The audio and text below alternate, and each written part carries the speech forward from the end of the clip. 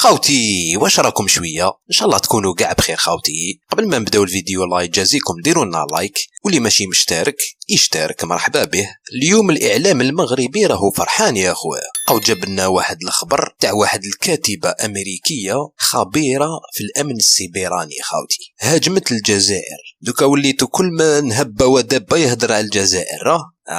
يا واحد لا الفرشي قالت لك الجزائر راهنت على حصان خاسر هو ايران. شغل زعما حنايا رانا ندعموا في ايران وعندنا علاقات قويه مع ايران، واش بيكم ديروا لنا في تيكيات؟ هادو التيكيات كاع المجتمع الدولي كاع على بالو بلي ما كاش منها كاع التيكيات لاكو ديريهم لنا. حنا عندنا الحلفاء تاعنا باينين، عندنا الصين، عندنا روسيا، حنا ايران نورمال عندنا علاقات كيما هما معاهم، كيما مع الهند، كيما مع بلدان واحد اخرين عادي. ما لقاوش باش يحكموا الجزائر. خاوتي اسمعوا هاد الكاتبه من بنو صحصح. بامكان الولايات المتحده وحلفائها فعله بما في ذلك دول عربية أخرى للضغط على الجزائر لتحديد اختيارها، وكذلك التأثير على حلفاء إيران المحتملين وتقديم صورة واضحة لهم لفهم أن النظام الإيراني ليس بالنظام الذي يمكن التحالف معه. سمعتوا هذيك لا كيسيون خاوتي؟ ماشي زعما يسقسيها يقولها كيفاش باش نعاقبوا زعما الشركاء تاع ايران ولا حلفاء ايران، لا كيف يمكننا ان نعاقب الجزائر. خاوتي بدا بالجزائر ما عاد هضر مع حلفاء ايران، شغل زعما حنا هو الحليف الاكبر تاع ايران. خاوتي حتى لافوا راحت لي كاع مع هادو بنو صحصح، هادو ما ينشفوك يا خويا، ما يحبسوش من الفيك نيوز. تما النيه باينه بدا بالجزائر ديريكت، تما نيتهم نيه بنو صحصح. Absolutely, and I think Algeria is actually bidding on a losing horse here. I think the first move that the international... بكل تأكيد فالجزائر تراهن هنا على حصان خاسر، وأظن أن أول خطوة على المجتمع الدولي اتخاذها هي إدراج الحرس الثوري الإيراني كمنظمة إرهابية، وقد سبقت أمريكا إلى فعل ذلك.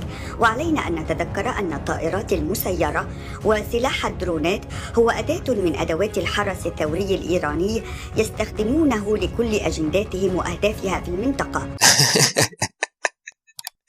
يا اخي خبيره تاع بلاستيك يا اخي، واش حبيتي انت يخدموا غير الدرونات ما يستعملوهمش واقيلا، ما حبهمش حابين كاع يخدموا، لازم غير هما اللي يخدموا، لازم غير بنو صحصح وامريكان هما اللي يخدموا سلاح. نتوما اللي تبيعوا السلاح لكاع لو موند، نتوما المشاكل تاع العالم جو تهضروا زعما على ايران وتمسحوا فيها الموس زعما. يا وانتوما راكو في ارض فلسطين راكم محتلينها، تهضروا على ايران اللي عندها حضاره وتاريخ. نتوما ما عندكمش كاع تاريخ، ما عندكم والو.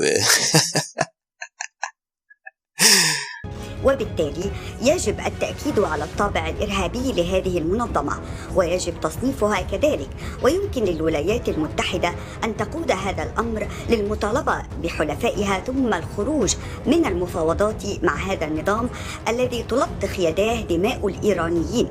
فإذا تم التوصل إلى اتفاق مع هذا النظام ستكون أمريكا قد وقعت اتفاقا مع نظام دموي. يا البهلولة، يا وأمريكا عندها تدير مفاوضات مع إيران وتدير معهم اتفاقيات، وانتم جايين تهضروا على الجزائر. هضري على بايدن قبل على بلادكم.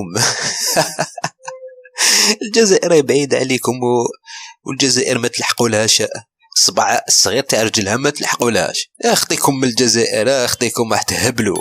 وبالتالي فأمريكا يمكنها أن تتزعم حملة ضغط على الجزائر عبر حلفائها، والتأكيد أن المعادلة واضحة، وهي إما الاصطفاف مع المجتمع الدولي الذي يريد الديمقراطية لإيران، أو الوقوف مع الحصان الخاسر وهو النظام الإيراني. سمعتوهم خاوتي يتلاقوا في بلاطو وكذا ويديروا حصة ويهضروا على الجزائر. هاد 20 سنة هادي اللي فاتت كنتوا لاقين روحكم كي كانت الجزائر راقدة. ما كنتوش قاعد تهضروا علينا، دوكا وليتو تهضروا علينا. تسمى باينه باللي وقفنا وقفه تاع رجال وخلاص اللعب. ديجا لا بروف خاوتي باش تشوفوا باللي الجزائر قوه خاوتي وكاع يحترموها. شتو الوزير الخارجيه تاع امريكا كي يجي لهنا جامي يقول لك زعما الصحراء الغربيه، يقول لك الحكم الذاتي تاع المروك، ولا هو كي يروح المروك يقول لهم الحكم الذاتي. بصح كي يجي للجزائر ما يقدرش يقولها خاوتي، خي بورطوهم قوة عظمى، يقدر يهدر وش يحب، واحد ما يقدر يدنالو، بصح ما يقدرش يقولها في الجزائر. هذا دليل باللي كل الجزائر تضرب بالسقلة، واللي يزغد نطيروا له راسو. هذه هي العقلية، دبلوماسيا اقتصاديا كيما حبوا. احنا رانا هنايا والشعب راه واجد يموت بالشر، وتبقى الجزائر رافدة راسها في السماء. وربي يحفظ الجزائر ويحفظ شعبها ويحفظ جيشها، ونتلاقاو ان شاء الله فيديو جديد اخوتي. اتهلاو. هذه كانت الفيديو تاع اليوم، يعطيكم الصحة على المشاهدة. وراني نشوف كاين عباد مريحين بلا ما يديروا لايك، شوفوا الاخرين داروا لايك، على ما ديروش لايك نتوما. فوالا بارك الله فيكم. واللي ما اشتركش مرحبا به، ولا عندك شوية وقت زيادة كاين هذا الفيديو، ولا ما شتاش ولا ما عجباتكش هاي لك الاخرى قدامها. ونتلاقاو ان شاء الله في فيديو جديدة. تلقاو الخير.